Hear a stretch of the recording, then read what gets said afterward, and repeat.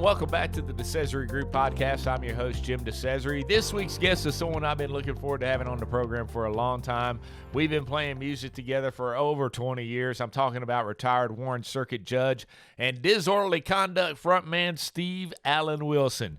Judge Wilson hung up his robe when his term expired in January of 2023, but that doesn't mean he's just sitting around. He now has senior judge status or special judge status.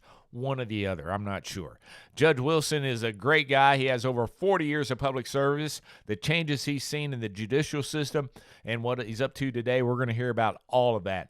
Plus, we're going to break down how he juggled his musical career, if you want to call it that, and his judicial career for over 2 decades. I hope you like my conversation with Judge Steve Allen Wilson. Steve Wilson, thanks for being on the DeCesare Group Podcast. Thank you, Jim. I appreciate being number 57th. Yeah. That means there's 56 better people than you. Well, I feel very touched. So, all right, we won't go there. But anyhow, how's retirement going for you? That's going pretty good. The one thing that when I decided not to run again, I didn't ever plan on retiring, and so the few months I was quote retired, I hated it. Yeah, hated it. Was not good for me, and so went to the senior judge program.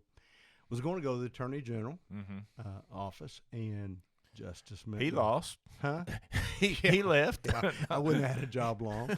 And then Justice Minton talked to me about being a senior judge, and I've been doing that, and that's a good gig. It's a good gig. I've been told that lawyers never retire. They really don't. I don't know that I've ever. I maybe know of one lawyer that's retired ever. No. So. They just don't. I mean, it's not like we're digging post holes. Yeah. You know, it's not real horribly physical work, and you slow down. But I don't think anybody retires. I mean, I look at Mr. English. Yeah. Charles English. He's 107, right? Well, I'm not going to say he's that, but I mean, he still goes in the office every day. Yeah. Still, I see him walking down the street sometimes. So and I'm kidding. He's not 107. No, he's like there is a 7 in there. Yeah. Is there a 9? Yeah. No, not yet. 8? Yeah. All right. Well, good. And no offense to Mr. English. I think he's a fine human being, and he could take a joke. So you've been in public service for a while. I mean, did you ever private practice? I was. Well, first of all, I was in private practice for about 6 weeks when I first got out of law school.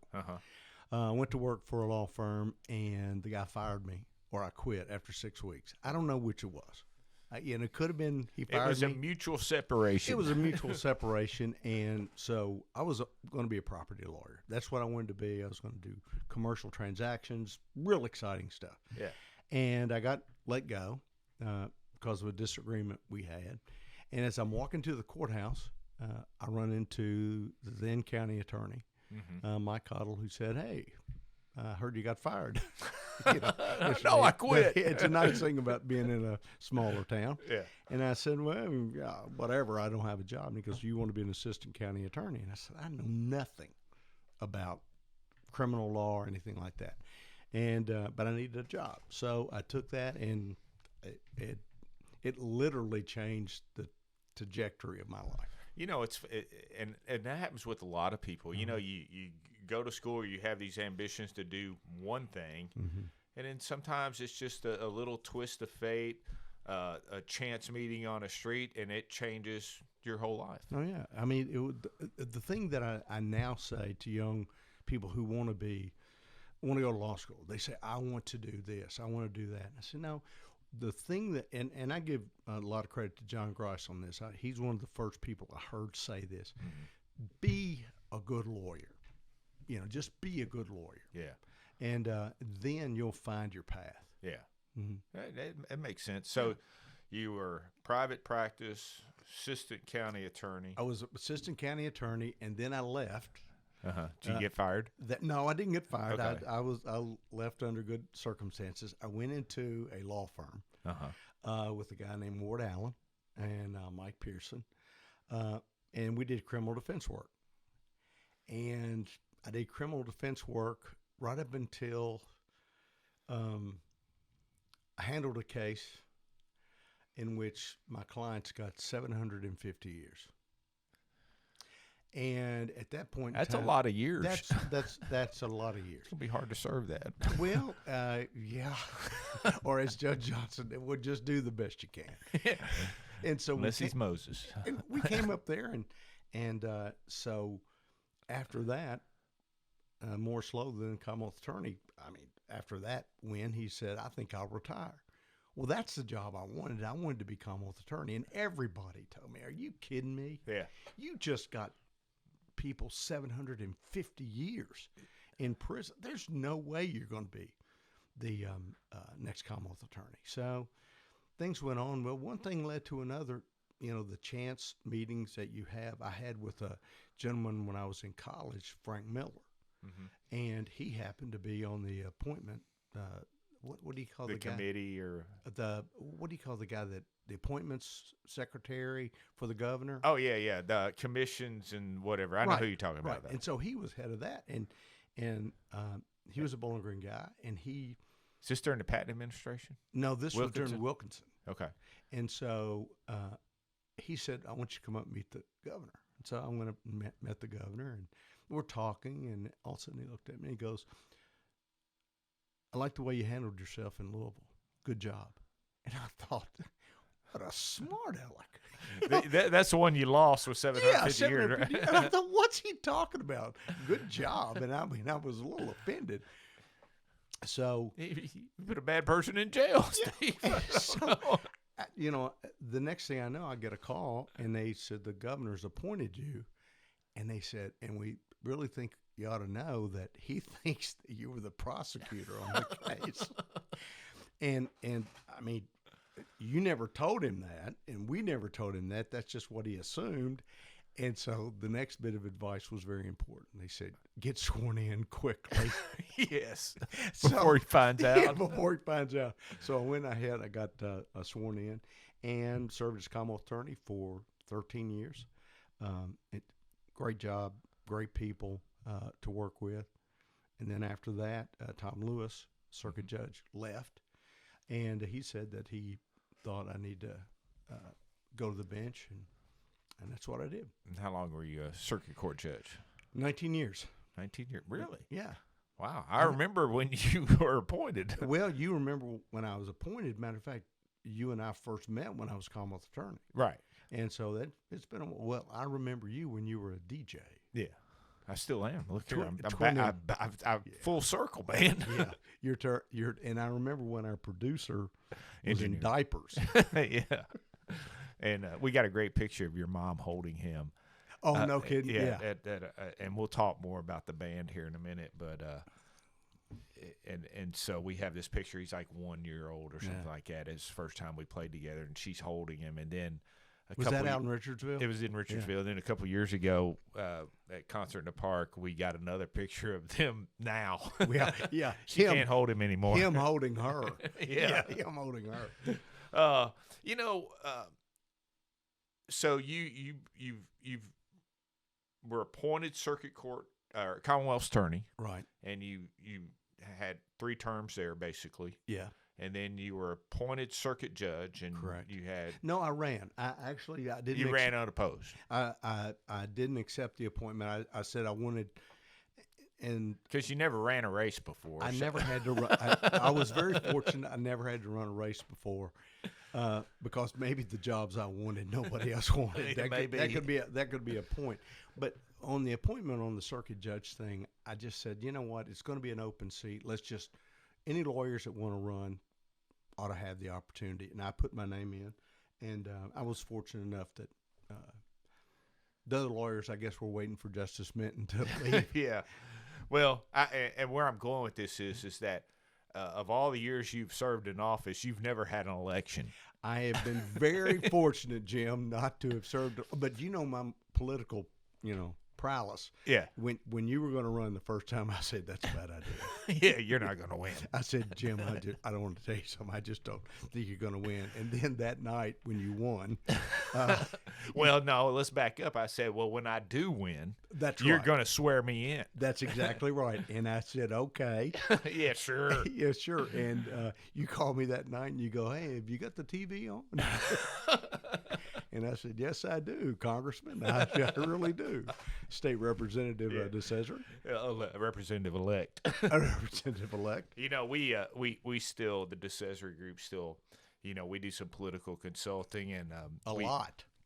Yeah. Do a lot. We do some political consulting, and we had a recent race. I'm not gonna say any names, but we won it. Mm-hmm. And I remember the candidate going, "Yeah, I talked to so and so who is I'm not gonna say any names here, but he's in the judicial field and he's in office. He says, here's what you need to go do, and this is what you need to say." I was saying, I want to tell you something right now. I said, that guy's never had an election in his life. We don't take advice from people that have never had to run a race. But those were, I'm sure the person who said that was well intended. Yeah. Absolutely. They always are, you know. It was, that guy, if I know who you're talking about, he did fairly well. Yeah, we can say it's Mike Lindsay. Yeah, Mike Lindsay. He ran for Commonwealth attorney down in Allen Simpson. And I'm just telling you, the job of Commonwealth attorney is a great job. Yeah. A lot of responsibility, great job. He's going to do a good job. He's going to do it. So, you know, you county attorney. So what year did you become Commonwealth attorney? Commonwealth attorney in 1990. Okay.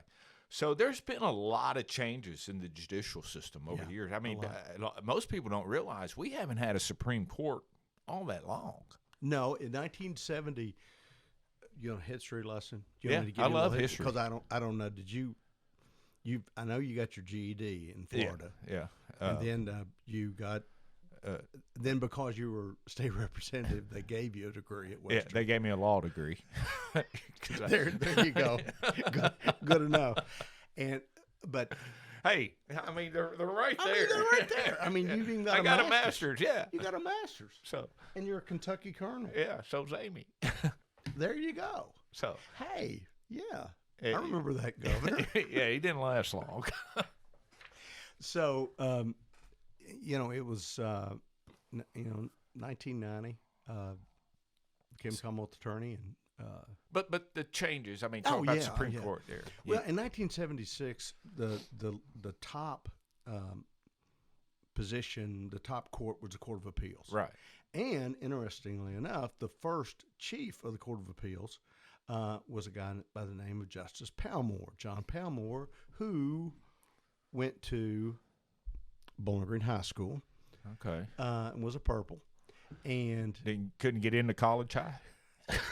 No, he actually couldn't. He actually couldn't. You know, the latest Supreme Court justice, both of them that we've had, went to college high. But then in 1976, you didn't have to be a lawyer to be a judge before 1976. So they did the judicial. Some aren't now, but go ahead. Well, some have degrees. Yeah, some have degrees. And they came up and they said, well, you know, all judges need to have a law degree. So, and then county judge executives had authority to do speeding tickets and county fines. Yeah. And they had city judges. So they then got the Judicial Act, and we had district court judges. The first one here was Henry Potter, and then Judge Johnson, and then the circuit court was Judge. We had. Well, I'm sorry. We had circuit judges going all the way back to the beginning of the county. It's in the name because it's the circuit. You know, it's they ride around on a horse. We've had literally 32 circuit judges in our history. Moore County. Mm-hmm. I mean, that doesn't change a whole lot. Yeah. But in the last few years, I mean, you know, Justice Mint went from circuit court to Court of Appeals to not only the Supreme Court but the Chief Justice. Yep. And Kelly Thompson went from the Court of Appeals now on the Supreme Court. You know, I've left. John Grice is still there. Yeah. Chris Coron, the Commonwealth Attorney, is now the circuit judge, and J.B. Hines from Edmonson County, who was district judge over there, is now the circuit judge. Corey Baumgardner is now the new Commonwealth Attorney. So there's a lot of change. Now the old hat in the room is Amy Milliken. Amy Chandler. Amy Chandler. Amy Chandler. Amy Chandler. And you. So in 1976, the Kentucky Supreme Court came into being. Yeah. Is that right? So now Court of Appeals is, where you go, and then if it gets appealed, it goes up to the Supreme Court. Yeah. So anyhow, but that's had to have a positive change on the legal system in Kentucky. I mean, I guess when you just have Court of Appeals, then where do you go from there? No, I mean you'd have to go Supreme Court. You'd have to go to the federal system. Yeah. Sixth Circuit, then on up to Supreme Court. Oh, it's better, Palmore's concept of having a Court of Appeals was to have a middle group to look at the case and to really right any wrongs. It didn't have to be a constitutional wrong. It didn't have to be any kind of horrible misplacement of law. It was just something wasn't right about the case, and they could step in. Yeah. And then the Supreme Court was only going to deal with constitutional issues. I got you. Yeah. So due to the growth in Warren County and South Central Kentucky, J.B. Hines' seat was added. And we added Edmonson County. And Edmonson County got added to the circuit. But you were on the bench during COVID. Yes. And talk about how that worked. It was there was a great deal of leadership that came from the governor's office. Some we agreed with, some we disagreed with. Right. A lot of leadership came from Justice Minton and how we did. And the thing I appreciate about Justice Minton, he left it to the individual circuits to deal with how we were going to do it. Our chief was John Grice, and he did a masterful job, I think, of trying to coordinate the interest of the defendants, the parties, the lawyers, the staff, everybody, in trying to come together.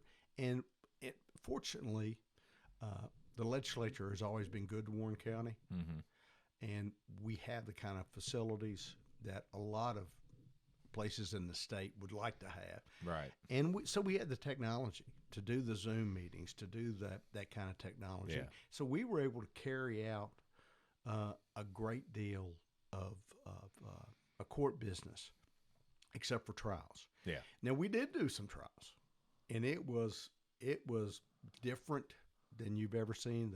Instead of having a gallery, we had the jury sitting like 5 feet apart, taking up masked and every mask, and finally it got to the point where even the jurors would say the witness can't wear a mask because we can't hear them.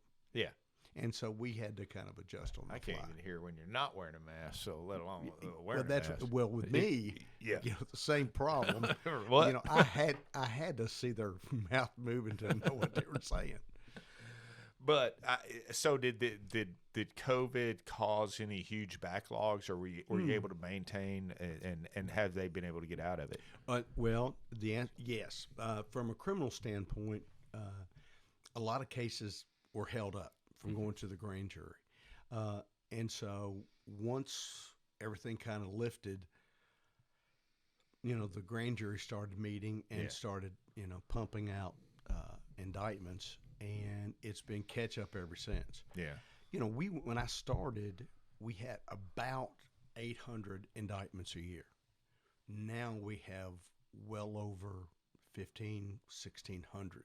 So it's doubled. Oh yeah, I mean, and it's going to continue to double, because one of the problems with growth is we're going to see an increase in crime. Sure. And so with that, we need another jail. We're just out of space. Our facilities are still good in the judicial standpoint. I'm sure that the clerk would say she needs more space. Yeah. But so we got all these criminal cases, and they're just sitting there. Yeah. And we've got to move them. So where I'm heading with this is that I know one of the things that Judge Hines has been doing is y'all sort of have a pilot program where you're doing some what's it called? Mediation. Yeah, or settlement conferences and things to like help that. Right. sort of expedite some of these cases and get them out of the system. Well, that's what we're trying. You know, it's coming up.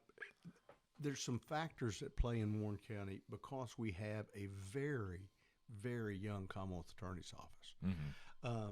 I mean, they're just. I mean, that's just the dynamics of it. But it's all cyclical. I mean, when you were Commonwealth Attorney, you were young. I was young. Yeah. I was. Now look at you. Yeah. I mean, I was 32 and very young, but I was able to go out and get two guys that were 12 years my senior, right, who had a great deal of criminal experience. So and 44 is still kind of young. Yeah, it's still kind of young from our perspective. And so they come up and they need, and so anyway, Corey has a lot of experience. She's got a couple of. Well, but one of them's Mike Lindsay. Yeah. And Mike's going to be going to Allen and Simpson County. Yeah, and he's been an assistant Commonwealth attorney for over 20 years. For years. And so she's going to lose him. And you got Trace Miller, who's very gifted. And you got Jamie Simpson, who also is a very good lawyer. But the rest of them are real young. Mm-hmm. So they came up with the project on felony mediation. Actually, Justice Minton really pushed it, not for Warren County, but for the states. So, you know, we have to be certified. And so Judge Hines, you know, I'm certified. Yeah. Did you go to the Cornell School of Law? Cornell School of Law? Well, I mean, I don't want to say anything because, I mean, you know, I'm very proud of going to Western and, you know. But my degree, do you want to see I got the degree on my phone. Cornell, little Cornell University. It's no big deal. It's not the law school. It's a school of mediation. Yeah, it's a certificate. No, it's a daggone. But I've actually forged a diploma. So I'm sorry, I didn't forge it. It was created for me. Yeah. So okay, so you I do the mediation. Yeah, I got you. I've got the mediation, and that's where you come in, and being older. Mm-hmm. And you've seen a lot. I mean, you've seen it all. I've seen a lot. I've been a defense lawyer. I've been a prosecutor. I've been a sitting judge. And you sit there and you try to just get – and Marcy's Law changed a lot of things too. Yeah. Because the victims have much more say in knowing what's going on, their opinion and thoughts in the case. So it's trying to bring the victims, the Commonwealth, the police – the defendants, everybody to a place where they can agree. And the ones we've been able to mediate, we've been, I think, fairly successful on. Yeah. Well, I've heard great things, and it's helped reducing that backlog. Yes. And that's the whole intent of the program. That's well, because if it's delayed, if justice is delayed, I mean, if you're a victim and the guy's still sitting out there for 2 years and you're going, I mean, why did I even report it? So you try to get some closure on that.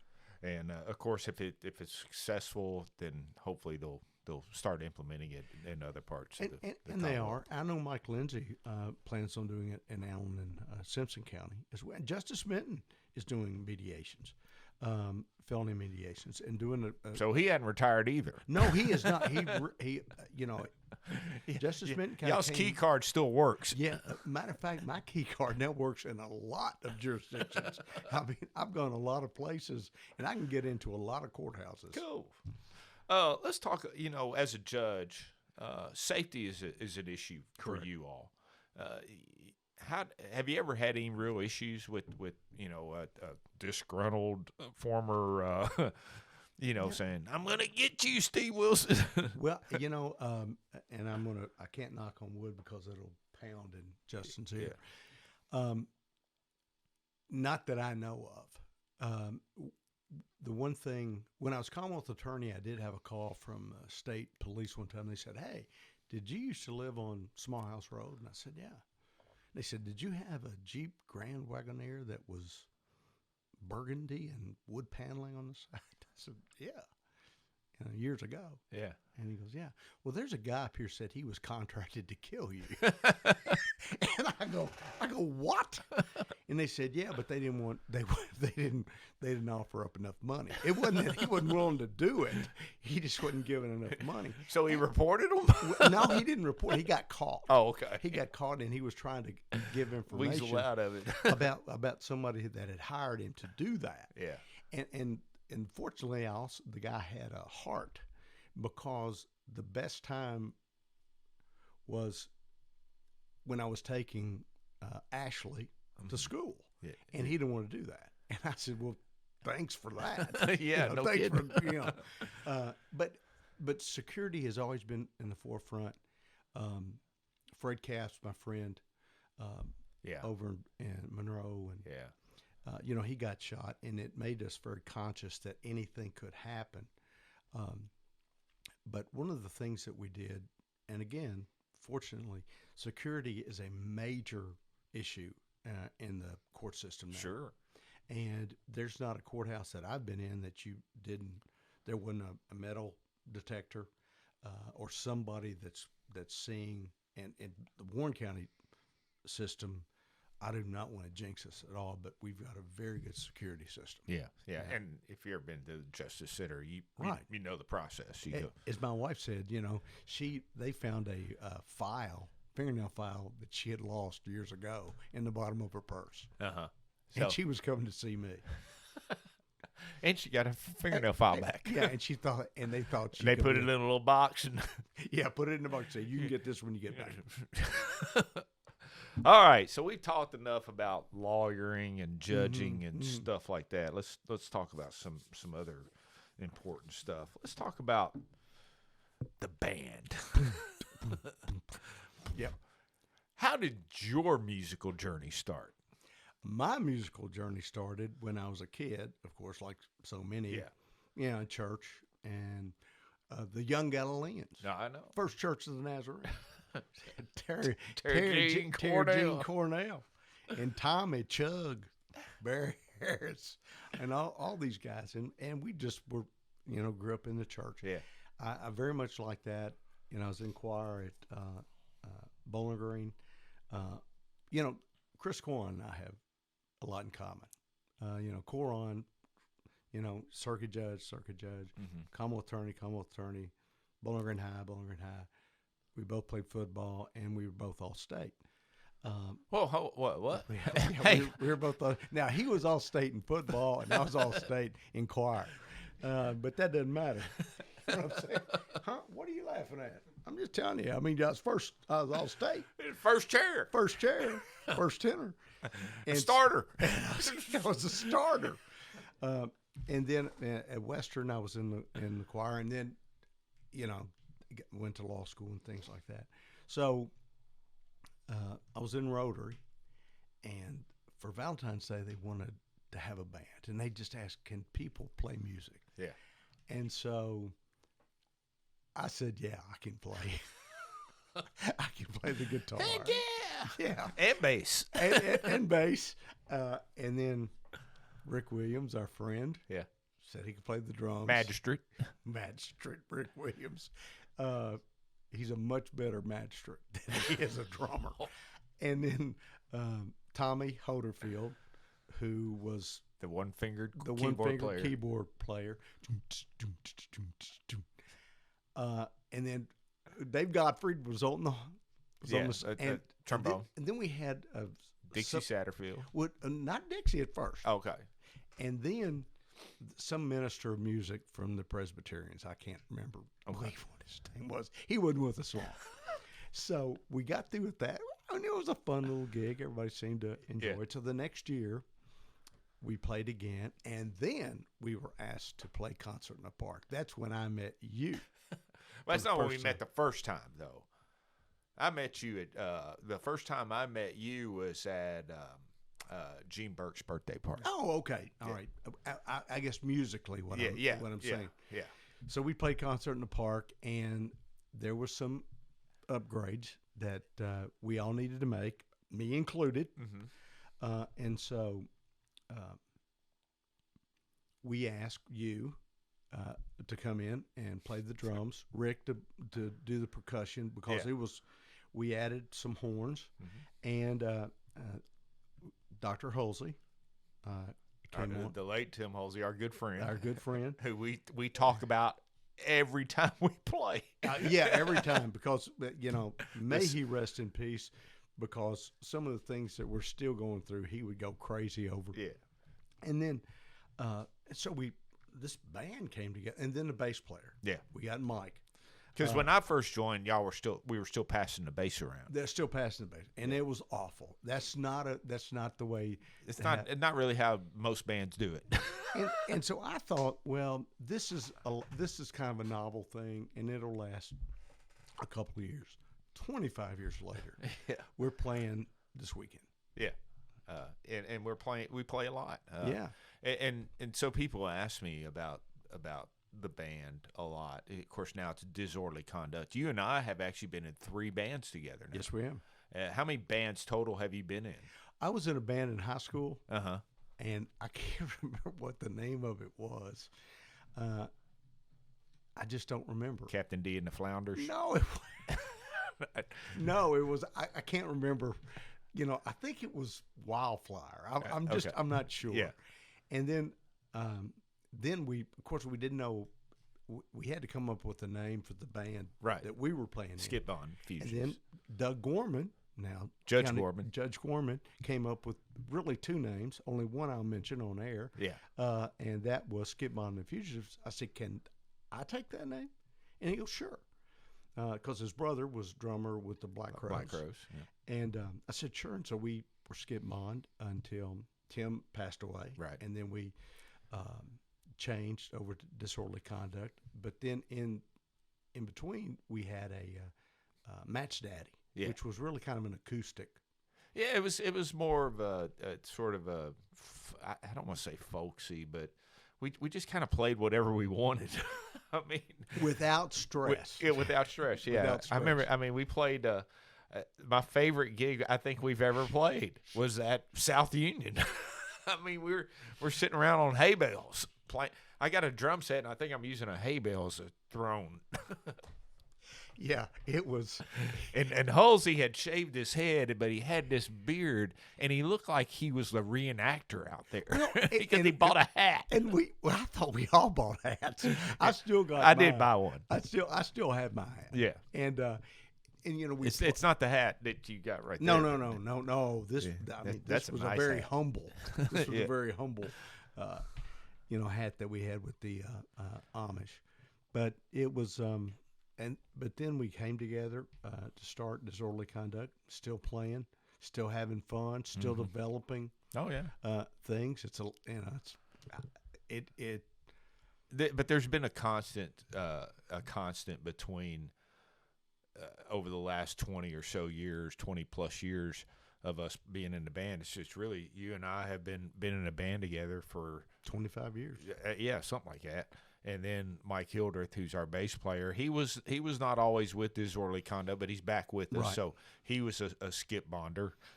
So the 3 of us were kind of part of that original heyday of Skip Bond and Fugitives. And most people don't realize this, but we hold some records. We literally hold 3 records, attendance records. Oh, okay. So we have the attendance record for Lost River Cave. Correct. Where I got electrocuted. Yeah. Standing in water with the mic arcing. That was good. Yeah. Folks, let me tell you, for you musicians out there was a thing called a wired microphone, and it's got a lot of electricity. And if you're standing in water, the electricity will reach out. And, it'll arc. Yeah. It'll arc into your fillings. And then we hold a record at Lost River Cave. I think that was Spirits in the Cave event they used to do. They may still do it. Fountain Square Park.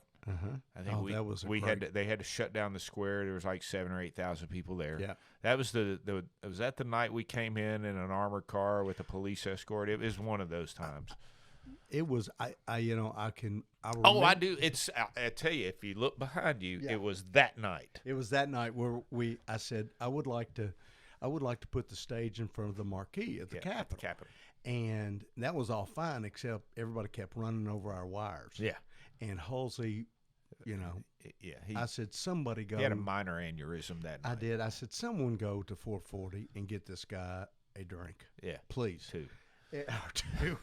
And, and it was just a great night. It was fantastic. And then we hold the record at Two Keys Tavern in Lexington, Kentucky. Yes, we do. When WKU went up there and played UK in football. First time. The owners of Two Keys had a WKU connection. They did. And they asked us to come up and play, and I think they said there were 1,600 people in that place. 1,600 people, and in the history of Lexington, no bar has received 2 noise ordinance violations. Yes. And but one thing about it, we were loud. We could. We're a rock and roll band. Well, that's right. If you want to, what was that? A trio, chamber orchestra, chamber. We could roll in our equipment, and people would go, "You're too loud."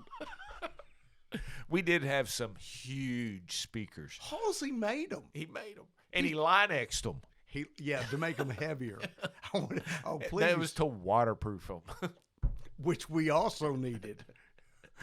There's nothing quite like being on the stage and your daughter calling you. And I go, yeah, hello? And she said, Dad, I'm at Greenwood at the football game, and it's coming down, cats and dogs. And I said, well, there's nothing here.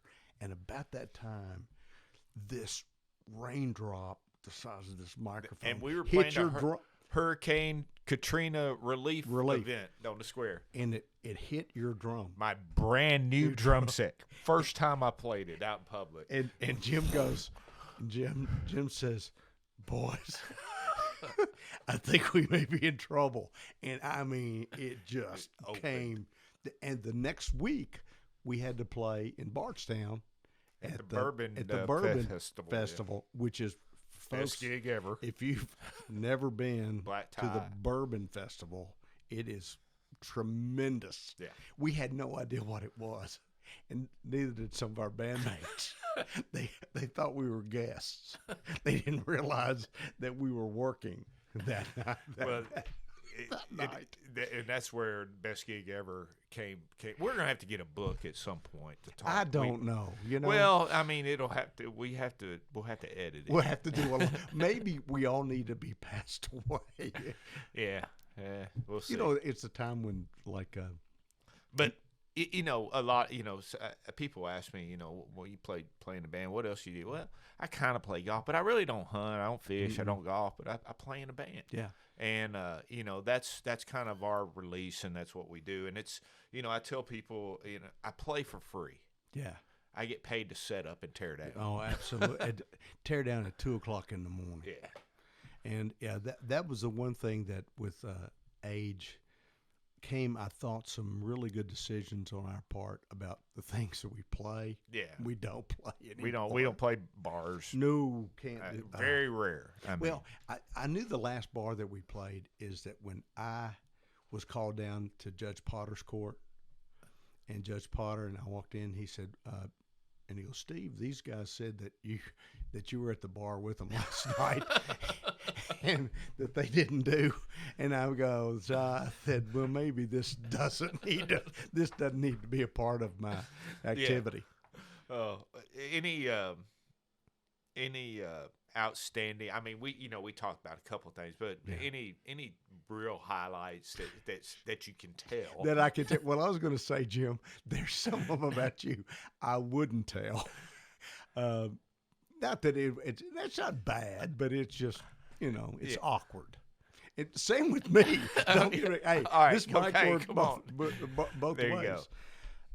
I don't know. We've had some great gigs though. We've had great gigs. I can remember just the things that just happened. Todd County, we're underneath the funeral tent. Yeah, and the storms rolling in, and the crowd's looking at us. You guys are under the tent and cannot see that there is a massive storm coming. And I turn around and I said, boys, I think we need to pack up.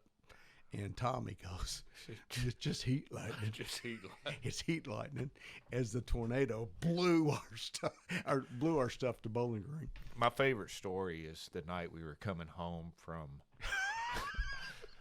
the Bourbon Festival on the Bluegrass Parkway. And Don Lowe, who I just saw the other day, by the way, we were at the new Menards, and his nickname was Man Candy. Man Candy, yeah, And, he was supposed to be our sound guy. Yeah, but he every time we look up, he'd be talking to some lady, you know, and he would be saying, "I'm in the band." Yeah, well, he kind of was. He was logistics, and so he drove the trailer, and I think we were all piled in your SUV, and you tell the story because Are you talking about when we were driving? Somebody standing in the yeah, middle of the someone road? standing in the middle of the road. Oh my word! This guy was standing in the middle of the road, and we're coming back from the Bourbon Festival. Yeah. Let me set this The up. best gig ever. The best gig ever. And I was thinking to myself, if this had all gone badly, the news report was going to be Skip on the Fugitives coming back from the Bourbon Festival With Judge Steve Wilson driving at 2:00 in the morning.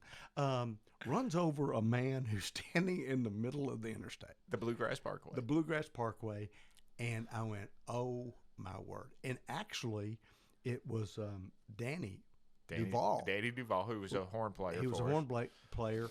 He was driving, and Mr. No Nonsense. no nonsense, Mister. And so we're driving, and all of a sudden, this guy appears in front of us, and he swerves and barely misses this guy. And so Tommy, we're all, freaking out. And so Tommy gets on the phone and he calls Don. Because he's behind us a ways. Don's behind us pulling this big trailer. I mean, a big trailer. And Don was unflappable. So Tommy goes, "Hey, Don, watch out. There's a guy in the middle of the road." And he goes, "Watch out for him." And Don says, "Well, I'll pick a lane." He picks a lane. And let's just hope it ain't the same lane. I go, "Well, there you go. There you go." And fortunately, it wasn't the same lane. Yeah. And anyhow, it's just little things like that. We play music. We have a lot of fun. We've gotten to experience some great events. We played Thunderfest. We played on the square a gazillion times. We played my daughter's wedding. Played daughter's wedding. We played my couple of my cousins' weddings. And we got to open for Dionne Warwick, and she didn't even know it. Yeah, she didn't know it until all the equipment, Yeah. And we said, "There are ghosts in this place." Doug Stone opened for us, right?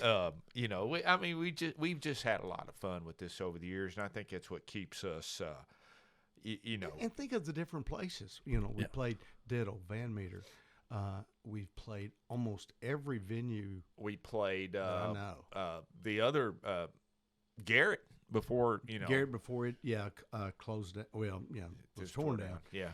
And they're just I can't think of a venue that we really haven't played. We played at Sky Pack. Mm-hmm. We played at La Gala before it was La Gala, when it was just an abandoned building. Exactly. Yeah. And it was it's just, again, getting to see everybody and just having fun. It's relaxing. Even though setting up is fun, because getting there, it's funny. Leaving, it's usually fun. Yeah. We're always if you only see us when we're on stage, but when we're setting up, tearing down, we're cutting up, carrying on, telling stories, or fighting, whatever. See, that's one of those stories I wouldn't tell. Well, it's okay, but I think so. We played Concert at the Park in 2019, and it came a flood. But we played Concert in the Park almost every year, but maybe a couple since 2000. Yeah. I mean, we're playing again this year. Yeah, we'll be there in August, I believe, this year. Yeah, could it be hotter? Maybe. Hey, remember the time in the We were in fountain? Muhlenberg County. We played up there, the hottest gig ever. The fountain, where the kids, before they used to leave the water running, and the kids would cup their hands so the water would come and hit us in the back. You've got electricity, kids. Yeah, they didn't care. They were having fun with it. But the 2019 gig was memorable for many reasons, but it came a flood. I was like, here comes, boys, let's shut her down. But I think there was a Facebook post. Steve's mama was there, and I think that's when we got the picture with Justin and her together. Yeah, It was. 20 years later. And Lita, bless her heart, she had her head scarf on. Well, and actually, Jane put a plastic bag over her head. And so Steve runs off to help his mama get to the car. I think there was a post on Facebook. It says, Judge Wilson helping a homeless lady get like, I think that's his mama. Yeah, that's it. Yeah, that was the homeless lady was my mom, and she's not homeless. Yeah, she's a hoot. Oh man, Is this a true story? Did she call Sheriff Gaines on you for stealing her car? Yes, she did. Okay. Did you steal her car? I did, okay. And I did steal it, but it was for all the right reasons. But Peanuts, this is the magical thing about Peanuts. He's talking to her, and he goes, "Well, now, Miss Wilson, who did you say stole your car?" And she said, "Well, Steve stole my car." And Peanuts goes, "Well, what do you want me to do, Miss Wilson?" He goes, "Well, go arrest him." And she said, and Peanuts goes, "Well, Miss Wilson, he can just let himself out. He's a judge, he can let himself out." Mom said, "I didn't think about that." That's great. Well, I think of music's playing the music's great. And by the way, if you want to book us for a wedding or a special event, hit me up on Facebook. That's right. He's the man. He's the man. I'm the booker. That's right. But one of the great things that's happened with this friendship that we've had for so long, for over 2 decades, is that we've also gotten to watch our kids grow up together. Watch them grow up. Now we're both grandparents, and so we've been through different stages of life with each other, and that's part of the camaraderie and the brotherhood of being in a band, and I wouldn't trade it for anything in the world. We got a lot of stories. We could do a whole podcast series on just band stories. One of these days, I really would like for us to sit down. I don't even care if it's back in the shed. Yeah. And have Justin there recording it and just telling the stories, and then we could edit them. Yeah. Appropriately. Yeah, that's right. Take out the stuff that is incriminating. Yeah, there is no statute of limitations on it. Whew, I think most of them have passed by now. I would hope. Yeah, anyhow. Hey, Steve, thanks for being on the DeCesare Group podcast. Hey, man, I appreciate it. And as I told you just before we left, thanks for a lot of the stuff you did when you were in the legislature that is just coming to fruition now, the Veterans Home. There's still a major part of that. And thanks for your work, and thanks for staying right here in Bowling Green and making it just a better place. Likewise. Thank you for your service. All right, buddy. Hey, I want to thank Judge Steve Allen Wilson for joining us on the DeCesare Group podcast. If you like what you hear, please share it with your friends. You can find our podcast wherever you listen to podcasts, and the new episode comes out every Monday morning. It'd be great if you would leave us a review. We welcome any positive feedback, no negativity. You can also follow the DeCesare Group across all of our social media platforms, Facebook, X, Instagram, and LinkedIn. And if you want to subscribe to our newsletter, Soka Economic Development and Business News, you can do so at our website, thedecesaregroup.com. The DeCesare Group podcast is produced by the DeCesare Group, a full-service public relations and consulting business in South Central Kentucky. Our engineer and disorderly conduct drum tech is Justin DeCesare, with content contributions from Brooke Mattingly and Amy DeCesare. I'm Jim DeCesare, and join us again next time for the DeCesare Group podcast.